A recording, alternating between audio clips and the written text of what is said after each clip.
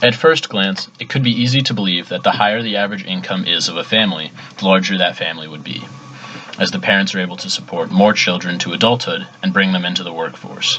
But the graphs we present actually prove the opposite. In fact, the higher average income, or GDP per person, the lower the fertility, or average number of babies per woman, will be.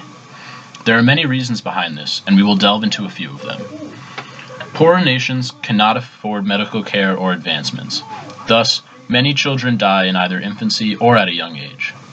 This forces families to produce more children in the hope that some may survive. Additionally, countries with lower income do not have great access to birth control and contraceptives, which result in higher fertility rates. Also, there is usually a correlation between nations with lower income and nations that do not prioritize women's education.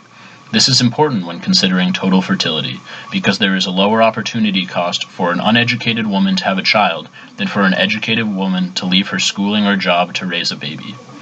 Also, an added benefit of education is that often family planning and education have some role, so both the father and mother would be more aware about sexual health and fertility. In the United States, one can see that as income rises from the 1800s to the 1920s, fertility falls dramatically. During this time period, living conditions were improving dramatically as the harsher conditions of America were tamed. Then, in the 1930s, with the Great Depression, both income and fertility dropped, as there was no benefit for there to be more children when families were already going hungry. But, in 1944, the workforce is fully mobilized, as both men and women go to work in World War II, and just as in the UK, there is the baby boom that follows. In the United Kingdom, the first thing that is interesting to note when tracking the data of the United Kingdom is the stretch between approximately the 1820s to the 1870s, where there is a dramatic rise in income while the fertility rate remains constant. This could be due to the Industrial Revolution spurring the English economy, while sanitation and medical care did not improve by any substantial amounts, so child death rates remained high. Also, during this time period, families could send children into the workforce at a young age, and so there was a benefit to having more workers in the household.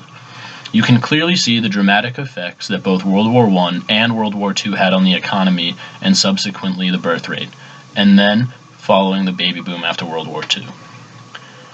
In China, the first relevant data begins in 1840, and it stays largely consistent, with around 5.5 babies per woman regardless of the economy. Then, in the 1930s, we start seeing shifts as both the Japanese invasion of China and the Communist Revolution caused decreases in income and a spike in fertility.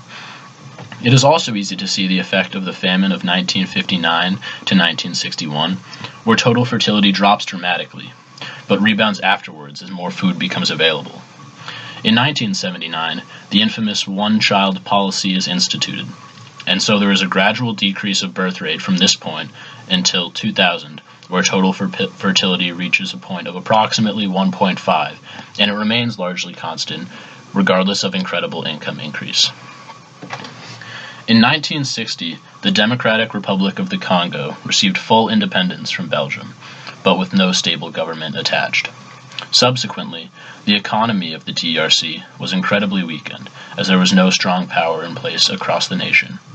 As the economy failed, income fell, and the fertility dramatically increased as living conditions worsened.